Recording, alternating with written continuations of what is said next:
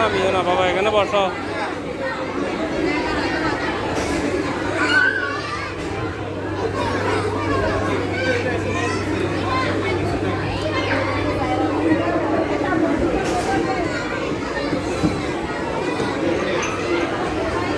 মানুষ আছে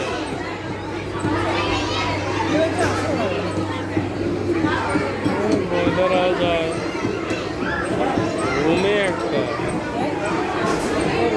একটা ছোট্ট রুম একটা। হ্যাঁ ওইটাই আর কি। হ্যাঁ মুসলিম অধ্যুষিত ইয়াতে এগুলো উদ্যোক্তাদের মধ্যে ইয়াটা কম।